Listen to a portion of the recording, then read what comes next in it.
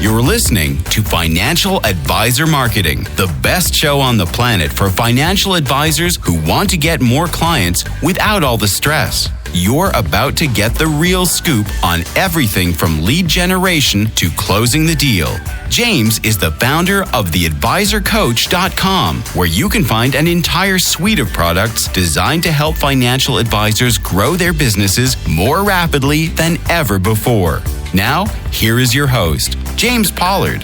Financial advisors, I have a fantastic guest for this week's podcast episode. We're going to talk about marketing and a marketing report. It's a fantastic 108-page PDF. It's, of course, no one other than Michael Kitces. Michael has been a huge influence on my career. I consider him the number one financial planning thought leader, influencer, whatever cheesy term you want to call it, in this space, period. So it's remarkable to me that despite being in the industry and financial advisor space for 10 plus years, Michael and I have never really done a podcast or anything together, but no, we haven't. It's crazy. So, but this is this is going to be it. And I'm so honored to have him here. We're going to talk about the 2024 Kitces marketing report, which you can find by Googling that, the Kitces 2024 marketing report or study. It should be the first result. You'll know you're in the right place when you see the title. It's how financial advisors actually market their services.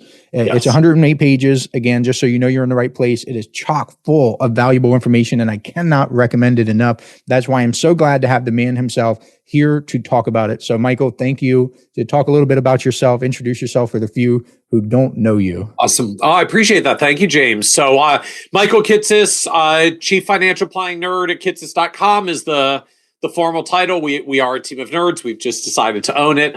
So we provide, nominally we provide professional development content for financial advisors. So how to get better at financial advice, where you get a lot of CE for pretty much anything you can possibly need CE for, and how to be more successful, where we run a lot of practice management programs and research around advisor marketing, productivity, and technology and the like.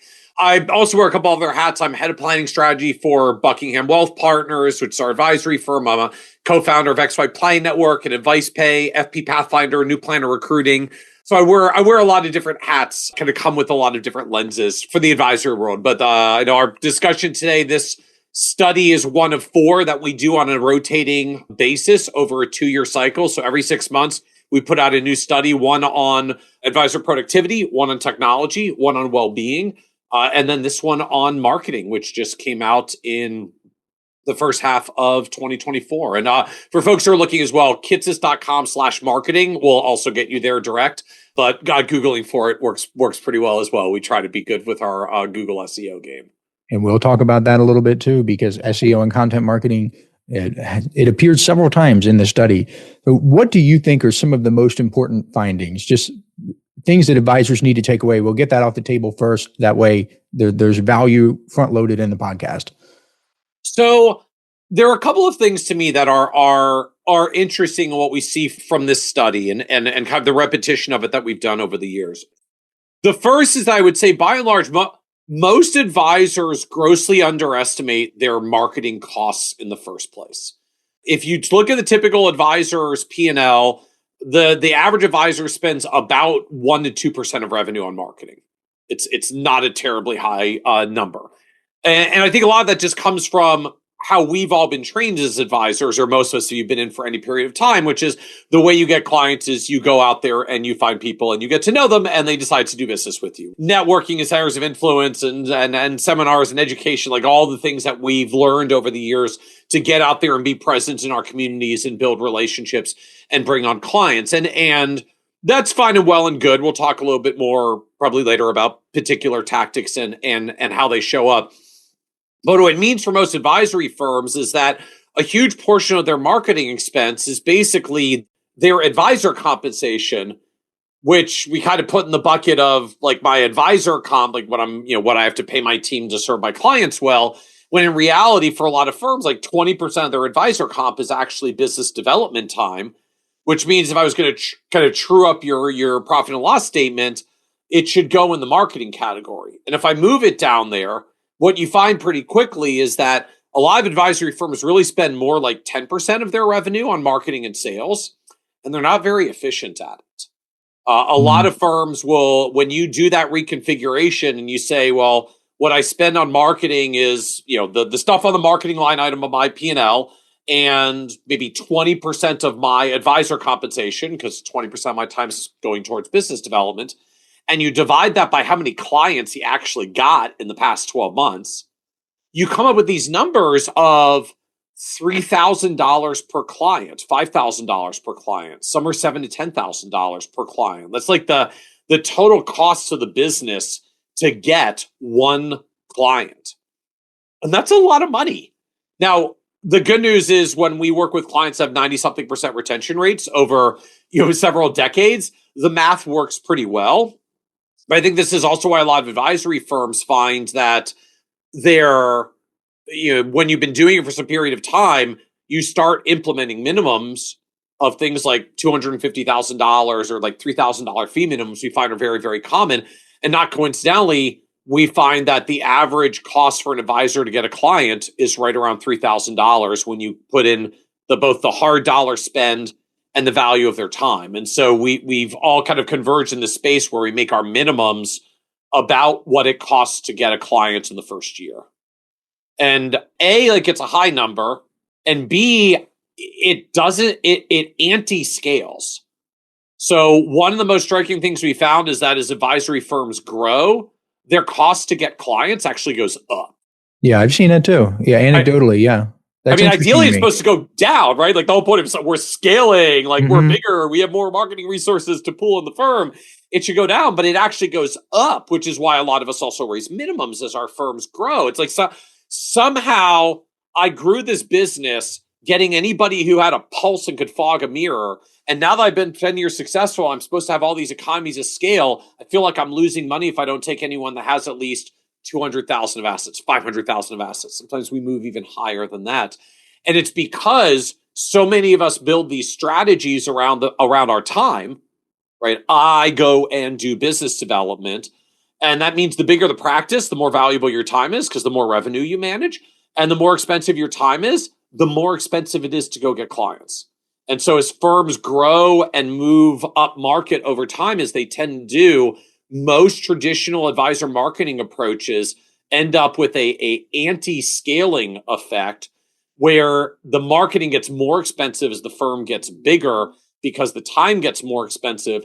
And then they have to raise minimums because otherwise it's not worthwhile to take small clients when your time is very expensive. Except you raise your minimums, then it becomes like a spiraling, self-fulfilling prophecy where I raise my minimums. Well, now I have to spend more time to get really big clients that are harder to get, which makes them really expensive to get. So I really need to raise my minimums to afford the more expensive clients that I only need because my marketing time got more expensive in the first place.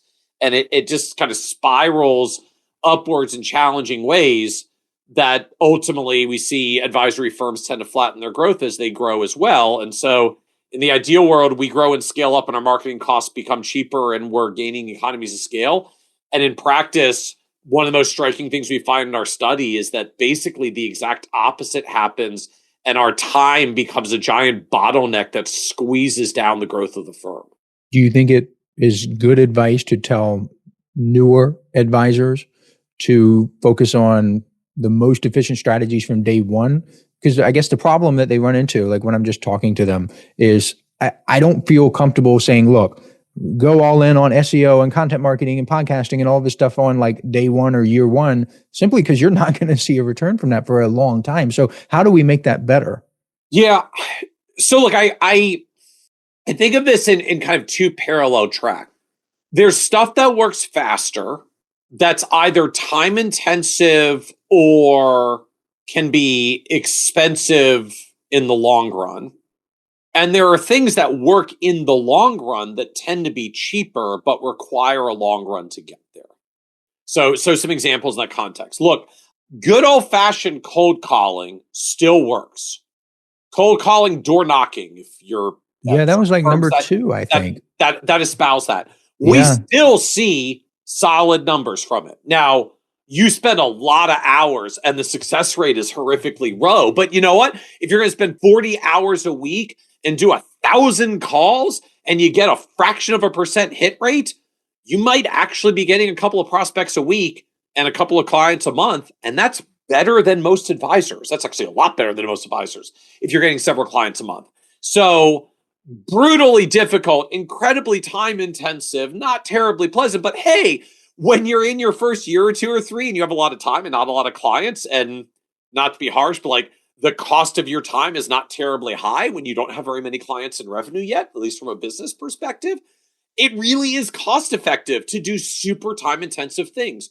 Cold calling, cold knocking, just aggressive general networking, right? We join our Chamber of Commerce and business networking meetings and the like. So in the modern world, there's even a couple of others that we see now that are starting to show up in that vein. So the various online lead generation platforms out there. So Ramsey's SmartVestor program, Smart Assets, Smart Advisor program, Zoe Financial and the like, right? If I've got some dollars to spend and not just time to spend, those also can pick up growth quite quickly and expedite activity. The challenge is these are expensive in the long run. Either like paying outright for lead generation, particularly for a lot of the programs that cost revenue sharing dollars to it. Variable cost doesn't hurt much up front, but it is expensive over the long run when you pay revenue shares.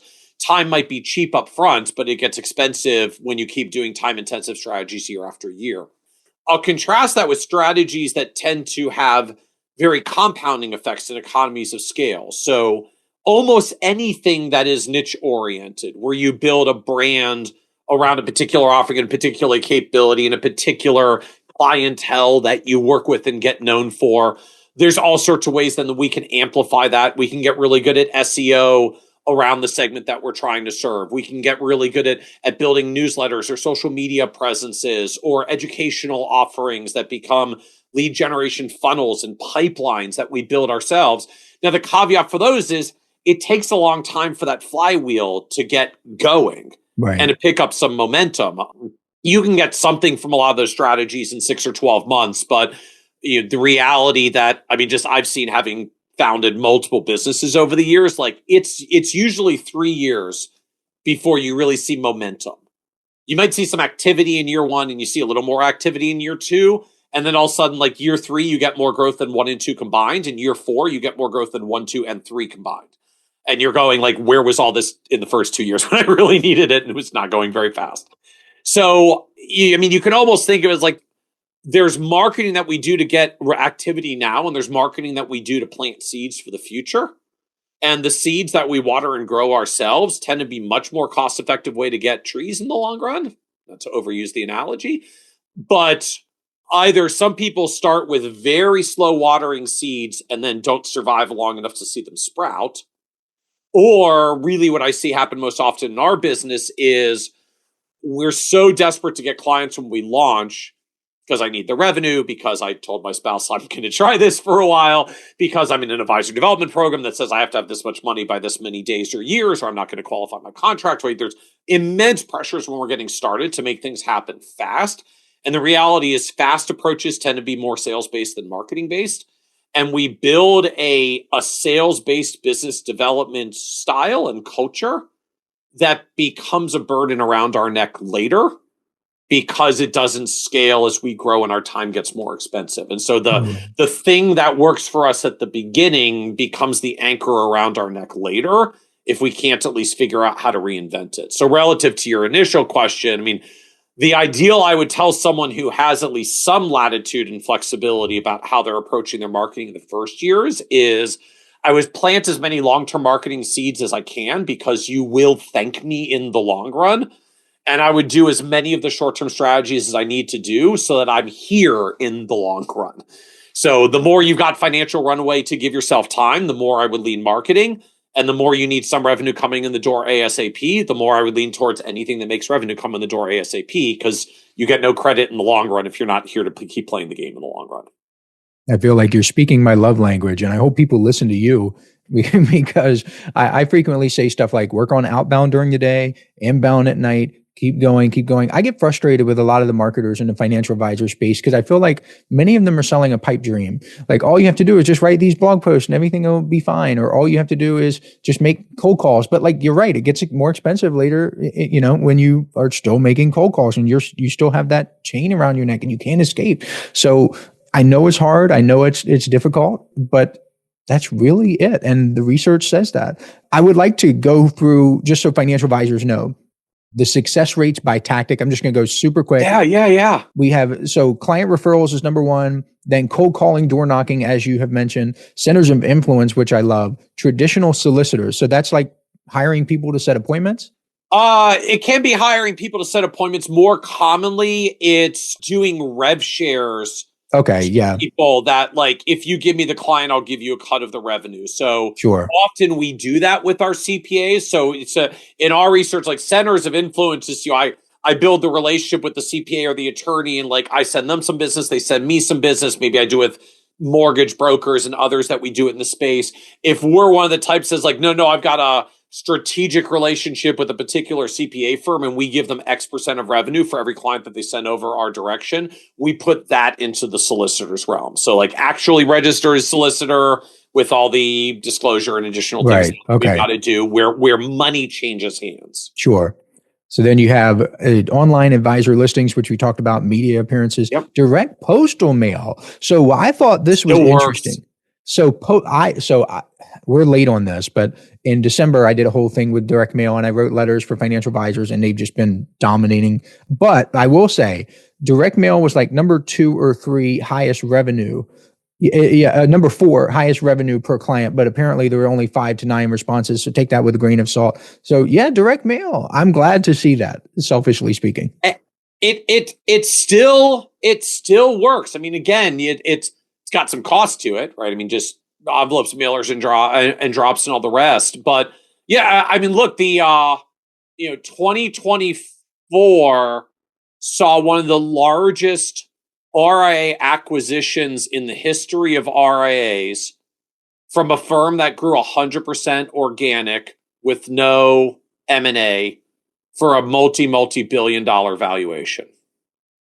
Fisher Investments. I mean, if you're an advisor who lives in a decent zip code, you get Fisher's direct mail. I get them. Solicitations coming in. And, I mean, to me, like, it was one of the things that was taught to me very early on in the marketing world as I was going through my journey, which is if you see, I'll date myself because I'm 40 something. So I came of age in the 90s and 2000s where direct mail was still more of a thing because we weren't as online yet. If you keep getting a mailer and you think it looks ridiculous, look again. Yeah. Because the only reason you keep getting it is it's working. Apparently not targeting you because you think it's ridiculous. But if you see a mailer keep showing up, nobody spends money on that stuff just for fun. If it keeps showing up, it's working. And to me, Fisher, it's just a fascinating example of here's a guy that spent 30 odd years building almost entirely through direct mail and made a firm with whatever they are, several $100 billion under management. And I think their valuation was north of $10 billion of enterprise value built through direct mail. And they're still doing it. They do some online and other stuff as well. They do a ton of online. But they're still going on direct mail because it works. It works. Just there are a segment of people out there that still are not that into online. They don't trust as much online. And particularly when so many of us advisors build locally and with local clientele, direct mail to local zip codes, get yourself in front of people who may not be paying attention to much else. I think the reason I love direct mail personally is so right now stamps are 73 cents. And that 73-cent stamp allows you to print 3 pages front and back with your messaging, credibility, rapport. You can sell the heck out of the appointment. And you just can't LinkedIn has a character limit. Facebook ads, there's a limit, but very few people reach that. They're not going to read 6 pages in a Facebook ad. It's hard to put that on a landing page without wrecking conversions, but direct mail has just been personally one of my secrets for a long time. One of the things that surprised me, so the second to last success rate by tactic is client appreciation events at 44%. But then the last one is newsletter, and it was 11%. And it was like a stake through my heart because I've seen so much success with email, and financial advisors they're probably rolling over now and crashing their cars and falling off treadmills wherever they're listening to this because newsletter has the lowest success rate. Why do you think that is? Why is there such a dichotomy between what I see and what's in the report? So here's the distinction. It's a segmentation of how we did the research. So what we find, and frankly, just what I know, having lived in a newsletter marketing world for a long, long time. So I mean, this is what much of what I've done for building our platform. Newsletters rarely stand alone. Mm-hmm. They tend to be a supplement, kind of a negative word, but like they tend to tie to some other strategy or tactic that we're pursuing in the first place. Okay. So for instance, I do newsletters, but I do newsletters in a particular niche which feeds into a webinar. Well, okay, so did the newsletter, so when the person comes through and they sign up, do I attribute that to the webinar or do I attribute that to the newsletter? Because I probably didn't get them to the webinar, and I only got to the webinar because I got them to the newsletter, but I only got the appointment because there was a call to action off the end of the webinar. Okay. So often newsletters feed to webinars, they feed to seminars, they feed to other networking events. A lot of us do that. They extend a niche. They're a call to action attached to a blog. The newsletter wouldn't have worked if the blog didn't work because the blog got the people in and the newsletter was the call to action along the way. So we see newsletters show up in a lot of supporting tactics. And basically almost any tactic it's attached to tends to work better with a newsletter. Oh, good. You saw that pretty much across the line. What you're seeing here is when you just publish a newsletter for the sake of, which not trying to knock any particular providers, but it is basically I bought a canned newsletter. They give me a monthly thing. I just drop in my list of clients or prospects. It goes out automatically, and I'm just kind of waiting for my phone ring. And the answer is 89% of advisors' phones never ring when they do that. I got you. Okay. So standalone newsletter for the sake of doesn't work well, right? As I view it, just even as someone that very much lives the strategy, newsletter is a trust building exercise where I get to stay in front of you regularly and build rapport, demonstrate my competency, demonstrate my expertise, build some level of trust. It's not good for getting things started because you need some way to get people to your newsletter, right? If I think of it as like a marketing funnel, you need a top of funnel activity to get people to your newsletter. And while some people can get newsletters that go directly to some kind of prospect sales meeting, a lot of newsletter funnels have some bottom of funnel process first, often an educational event, because a lot of us, if you're content based with a newsletter, you tend to have a content thing towards the bottom of your funnel that you try to engage people with, right? It's a seminar, it's a webinar, it's an educational event, it's a networking event. We do something to further cement that relationship. And so the newsletter works quite well in the middle of that funnel, but it rarely does business get attributed directly to the newsletter. And if you do the newsletter in the absence of the rest, the failure rate is sky high. Because I send periodic canned newsletters to a list just doesn't do much on its own because we kind of need all the steps of that funnel if we're actually going to build someone to a relationship that says, yeah, he sends me an email once a month, so I gave him my life savings. It takes more. Right, totally. It's a great thing in that marketing funnel, but it takes more than just that if you want someone to entrust their life savings to you.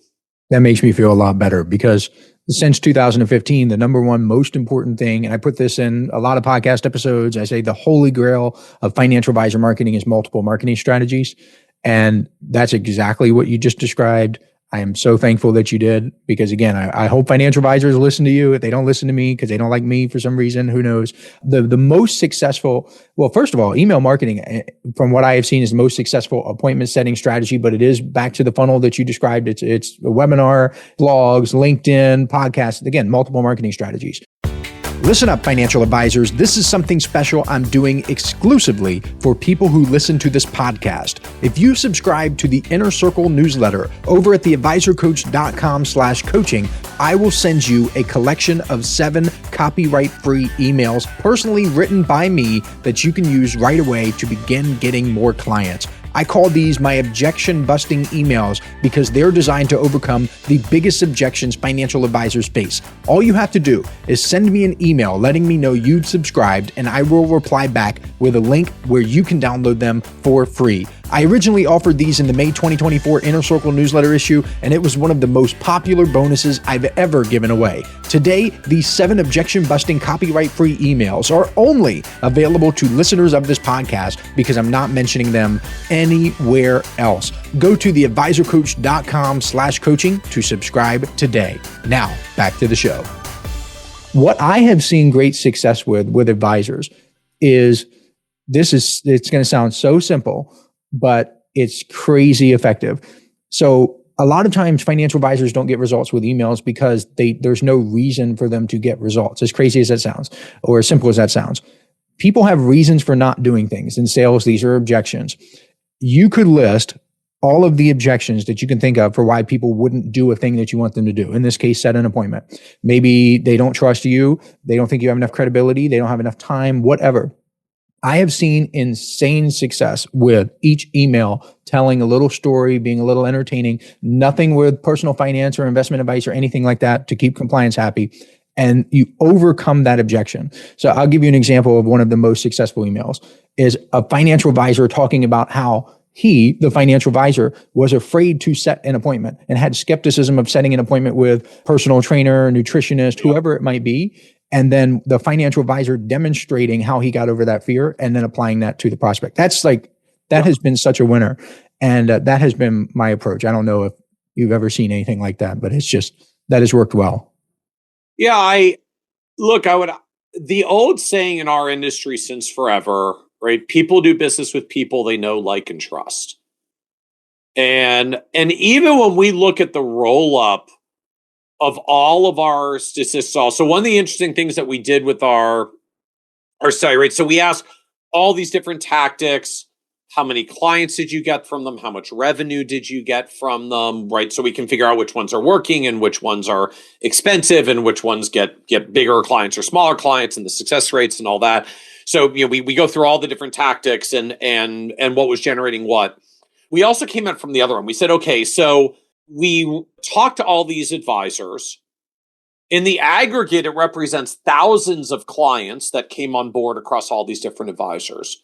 So let's come up from the client end and say, in the aggregate, how did clients find their advisors?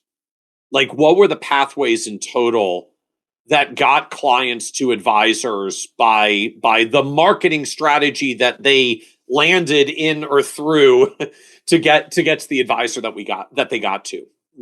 And so when we looked that way, you get some really interesting ways to think about this and view this. So almost 2/3 of clients find their way to their advisor through some kind of trusted connection to that advisor. Referral from an existing client, referral from a center of influence, steered to them from a lead generation site because I trust lead generation site enough to give it my information and say, please, send my name to 3 advisors that would be appropriate. Now, I have some personal views about some advisor sites over others. We don't have to open that door. But from the consumer end, I went to that site and enter my information because I trust that they are going to steer me to an advisor that would be good and appropriate for me, right? So there's a transfer of trust effect that happens whether I'm referred from a client. James, tell me who you work with. I need someone, I just want to use who you use. I go to my CPA. I say I need an advisor. Who should I go to? Or I go to one of these sites that says we feature all the trusted advisors with our thorough vetting process. Enter your name here and we'll introduce you to an advisor that you can work with. So almost 2/3 of clients found their opportunities through that. Of the rest, about 2/3 of the rest found their advisor from some kind of in-person activity. So think seminar event, networking event, some other opportunity where I met them in person. Seems like a decent guy or gal. I built some trust. I built some rapport. I know, and trust them now enough that I would want to do business with them. And that's about 2/3 of the rest. Now, if you're following with the math at home, we're already through 85 to 90% of all clients.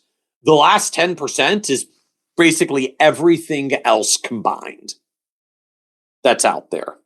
So what it says to me And again, no news. It's really just like a repeat of the old aphorism. So people do business with people they know, like, and trust. And so when I can get a transfer of trust from someone that the client prospect trusts in the first place, whether that's a friend, one of their other advisor professionals, or even a website that they trust, that's huge. If I can meet them in person, because human beings, we tend to connect socially in person, that goes a really long way in driving it forward.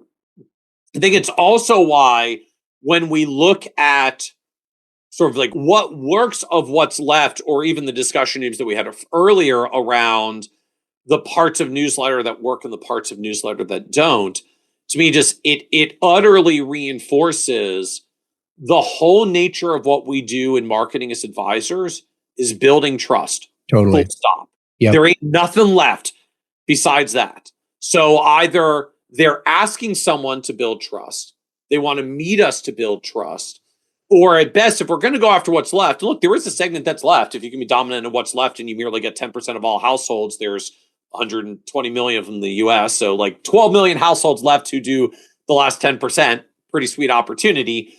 It still is all about how am I pursuing trust building, right? So I'm getting to, newsletters that drip over time because I have to build that relationship over time. We're actually seeing an ongoing uptick in not just activity, but results and ROI of podcasts. Because as we live in this medium, you produce podcasts, we run 2 podcasts from our platform. There is a certain fascinating intimacy around trust building with people you're trying to do business with in a podcast format, right? You're like, given how a lot of us listen to these days, like you're physically in their ear, right? They got that earbud tucked right in there. Like you are just beaming your voice directly into their skull. And unlike even video, much love to my video friends, like most of us don't watch video for more than 30 seconds, right? Video is a medium we skim. Audio is a medium we can consume for a long time, right? We hang out with it, exercising, mowing the lawn, walking the dog, commuting, all the different places that we engage in podcasts. And so podcasts, I can build a relationship with you for hours and hours over weeks and months. Video, I'm like lucky to get you for 30 seconds before you scroll to the next thing in the feed. And likewise, I feel like that's why just even as we execute our marketing, like newsletters have also worked well for us. You don't tend to do it. I mean, you certainly don't do like hour and a half reads the way you do. You can do like an hour and a half podcast. But if you're putting valuable content out there, people will give you permission to share it with them regularly. And if you keep sharing useful stuff regularly, you build the number of repetitions it takes to eventually say, I trust this person. They understand me because I've been following their newsletter for a year. It's like everything they send is like they're in my head and they know what I'm dealing with. It's like, well, yes, because I have a very clear ideal target persona and I communicate to it very well. But from the recipient sense, like they know me, they understand me, like I can trust them. They just keep showing up regularly, doing what it is that I need to build that trust. And so when I look overall at the marketing tactics, what I basically see is it's either transfer of trust, it's I met you in person for trust, or it's I had a way to drip trust on you over time. Okay. And that's I see that too. That's pretty much everything that's left. The only small thing we find after that is, or I've just got an immediate problem, I need an advisor today, and I go on Google. And if you're good at the Google SEO game for your particular segment, whether that's like a niche or local SEO in your market, there's this small tail of people are just like, stuff's going on in my financial life. I literally need an advisor now. In fact, I probably should have called you like 1 to 3 months ago, but I'm late. And now like I have signed paperwork for the divorce or a settlement or like a options exercise or something by Friday. So like, how quickly can I meet with you? And then I just tend to quickly Google and find someone fast. But this is such a trust business that you have to have a marketing medium that either transfers trust, connects trust directly, or builds trust over time. I think you hit the nail on the head. I think that's probably the most profound insight that I've heard in a long time about marketing. And I don't want to get cynical, but I do want to talk about the SEO stuff. Yeah. In my experience, financial advisors tend to be about 3 to 5 years behind other marketing strategies and pretty much a lot of business development. A lot of I call them airport books, like I feel like 3 to 5 years is generous for our industry, but sure. So something like that. So I was surprised to see SEO rank so highly. Personally speaking, I use search engines, and I know that I'm not representative of every market. I understand that. I personally use search engines maybe 1/100th what I did a year and a half ago. And a lot of my peers, friends, colleagues, entrepreneur buddies, whatever, their experience is relatively similar. I am very cautious right now and I don't rule it out, but again, just cautious of SEO as a marketing strategy because it reminds me of what Charlie Munger and Warren Buffett would call cigar butt investing. They pick up that cigar, they get a couple puffs. I think SEO is that right now, or SEO as we know it. I think it's going to change. Hopefully it does. But do you think that SEO is still going to be going strong in 3 to 5 years for advisors? So I really do. But I feel like I need to put 2 asterisks on this because there's really 2 rather different strategies that show up within SEO that look quite different from one another. Strategy number 1 is I've got some kind of niche or specialization. I'm the guru at stock option exercises for Intel employees. And so when you got to do your stock options and you got to do your RSUs and you start Googling around like best time to exercise Intel RSUs, Intel options, 83B election RSU Intel, you're going to find a particular advisor who does that. Now, maybe you're doing that because you actually need to exercise immediately because it's coming due, in which case that advisor is going to get you right away. If not, that advisor has a whole bunch of blog posts about topics like this with a newsletter call to action that says, want to know more about our updates about what to plan around Intel. And now what happens is the SEO is the top of funnel for their newsletter, hyper-targeted to the same place. And then the hyper-targeted newsletter probably builds up to a seminar or webinar, and then we get them as the client. But something's got to feed the top of that funnel. And when you've got a really well-defined niche or specialization that you can dominate, SEO is like God's gift to mankind when you have a specialized focus because you don't even have to go out there and market it. You just make awesome content about it, and the search engines just send your ideal prospects to you and no one else. So like you don't have a high volume site where you get 1 million visitors. It's like I get 270 visitors every week and 50% of them converts to prospects and 30% of those convert to clients. And I've got more clients than I can possibly deal with in a hyper-focused niche area that I can never afford to market to because Google sends all to me to free. So there's one version that's there. And I think that frankly is quite sustainable in opportunity. It'll get incrementally more competitive as like another advisor shows up that's specializing in Intel. But someone's like, all right, so there's 2 or 3 of us doing Intel right now. I'm going to do Google. I'm going to do Facebook. I'm going to pick something else. I mean, I know advisors that are incredibly successful building their entire practices, having hyper-focused niche content that's literally for one company's employees, because that company is a big enough national scale firm that you can easily get your like 50 to 100 great clients for life just being specialized in that domain. So there's one version there for SEO. I think that works. I think that works fairly sustainably. Yes, niches will get incrementally a little more competitive over time, but the reality is the overwhelming majority of advisors, the only way we define our ideal client persona is enough money to afford to work with me. So there's so much opportunity happening in specializations right now that and SEO is just a free pipeline of prospects who have the exact persona and are searching for literally the answers that you publish on regularly. So there's one version there. I think it works, focus in its domain, but again, like it's mostly top of funnel.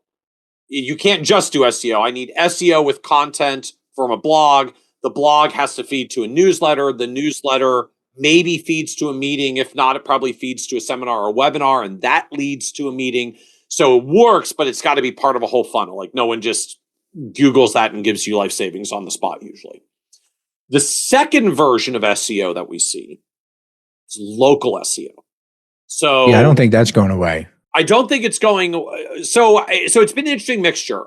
There were folks who made the case for a few years that local SEO is going to go away because we're in a digital world now, post-pandemic. I can meet with an advisor over Zoom anywhere in the world.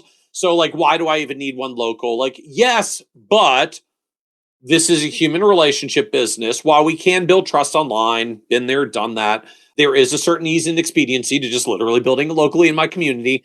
If you actually look at Google Trends, like the number one financial advisor related search since forever is financial advisor near me, because Google knows where we are. So you can literally just type near me and it solves for the rest.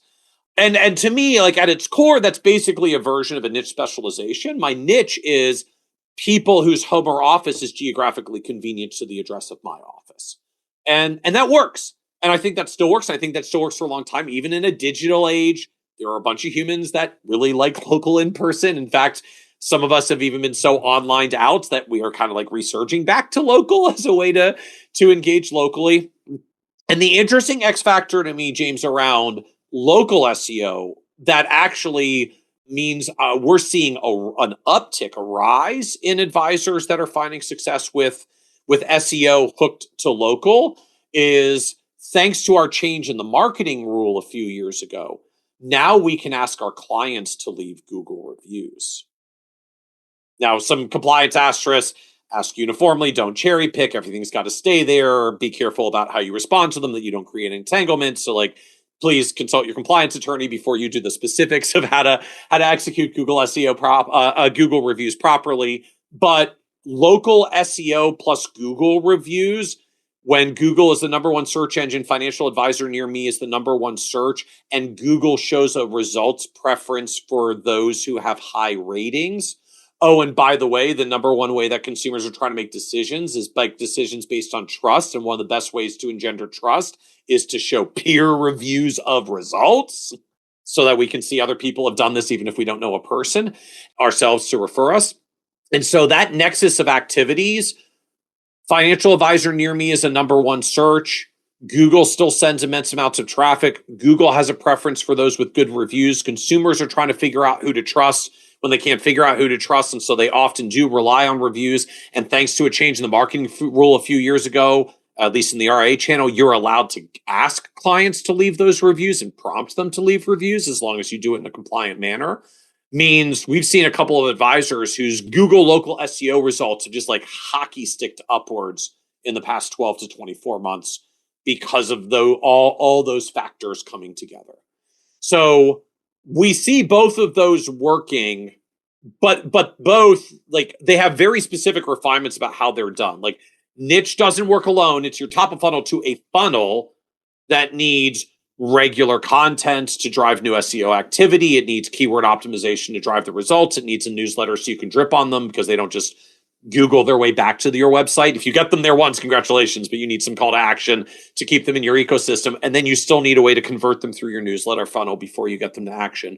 Or you're playing the local SEO game, which you can do, but there's both aspects about how you do that on your website so that you show up for the right city names and zip codes for your geographic region. You have to claim your Google My Business profile. You need to get Google reviews. You need to ask your clients to leave them in a compliant way. So again, like, there's a lot of steps there to make that work as well. But we see both of those working quite well.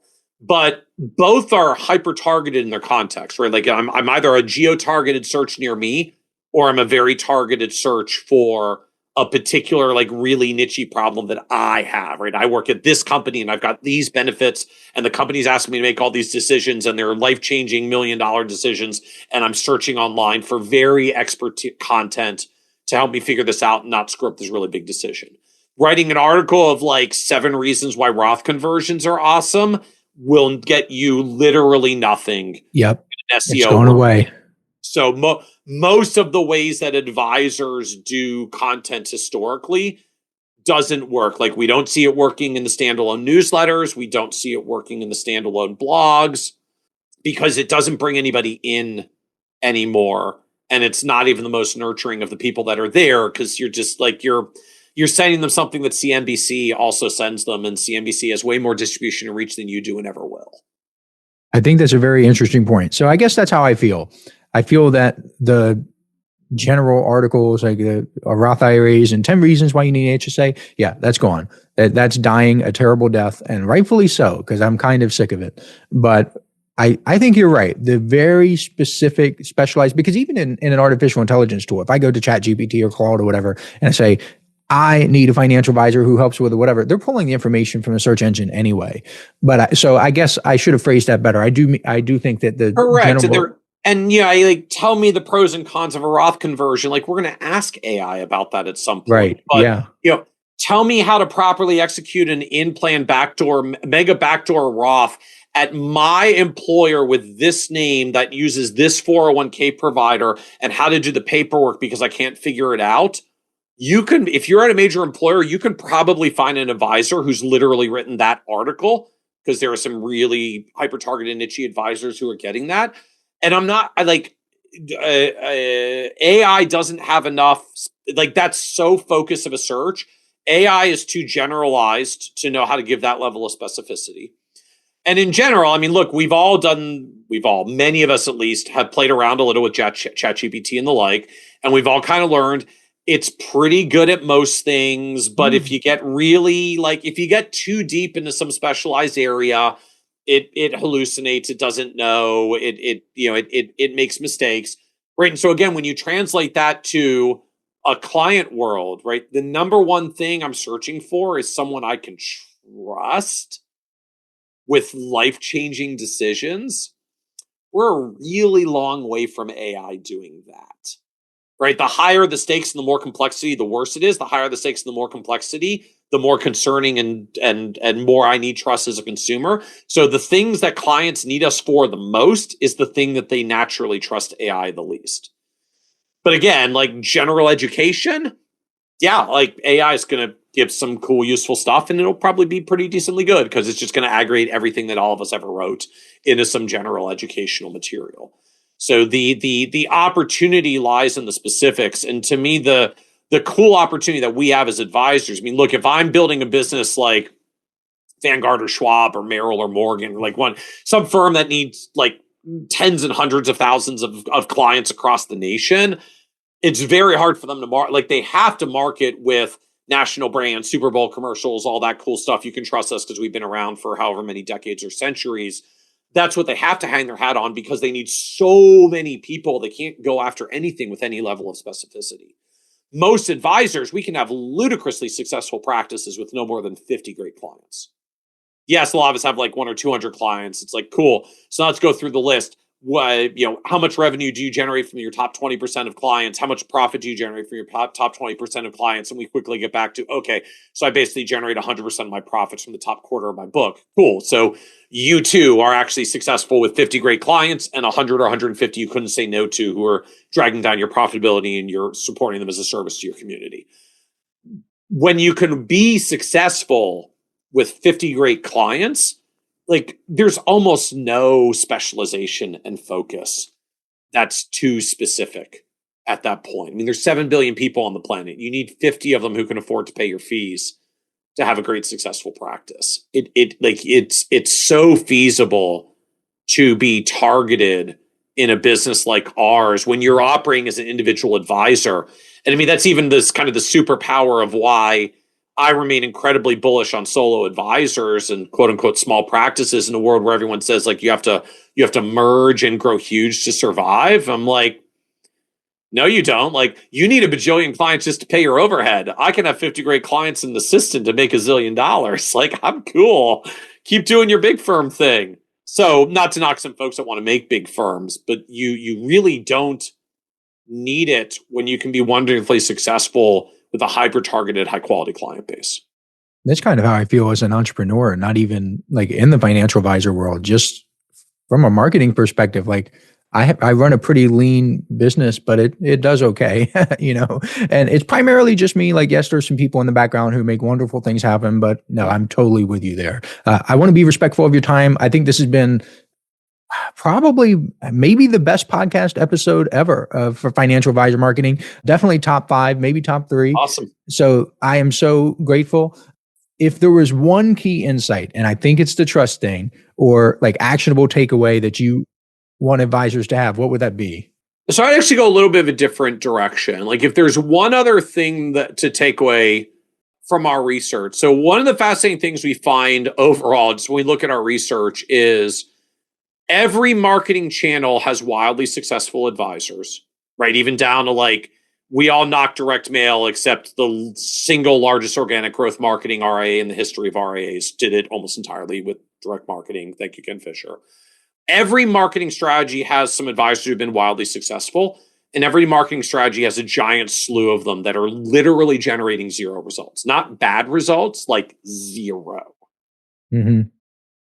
And to me, what it effectively comes down to is, again, in this world, tying to the trust conversation, like people do business with the people they know, like, and trust, which means I have to show up consistently and repeatedly over time to build that trust relationship, whether I'm doing that in person or virtual or with content or whatever it is. What that means to me is the most important thing is pursuing a marketing tactic that aligns with you and your style, that you will be able to keep doing it long enough to make it generate the results that it can generate over time. So if you like think direct mail is dumb because you're just awesome when you get in front of people, like, cool, go be a seminar marketer and do that. If you don't really like being on stage, you'd rather talk to people in a more intimate setting, cool, launch a podcast. If talking to strangers sounds scary and you'd rather just write it out, great, go make a blog. If you're like the dazzling sunshine of every room that you step into, immerse yourself into in-person marketing, please. It will go wonderfully for you. So whatever the thing is, right, you can do it with audio, you can do it with video, you can do it with written, you can do it in person, you can do it virtual. What is the thing that aligns to your natural style and strength of how you show up in the first place, so you can do it with consistent repetition and refine it over time? And I think one of the reasons why we see so much variability is any marketing tactic can work when you refine it enough. And every marketing tactic can fail, because if you go do a thing that's not even well aligned to you in the first place, you don't stick with it long enough to ever refine it, or even just to show up with enough consistency to ever have a chance to build trust. So pick the thing that aligns with you that you can stick with, and then stick with it long enough that you can both show up with consistency and that you have a chance to refine it and iterate on it over time. It's just the first stab is never the magical one. Like you gotta iterate on any marketing tactic over time. It gets a little easier if you're clear about like who you're trying to be for and what that ideal client looks like. But pick the marketing strategy that works for you and your style of how you want to market and show up. That alone will drive you further forward than anything else. Once you're there, then we can nerd out on like tactics and refinement. That is absolute gold. Financial advisors, don't be a bird trying to swim or a fish trying to fly. Lean into your natural gifts, your strengths and abilities. You heard it from the man himself. Financial advisors, I thank you so much for listening to this episode, and I will catch you next week. This is thepodcastfactory.com.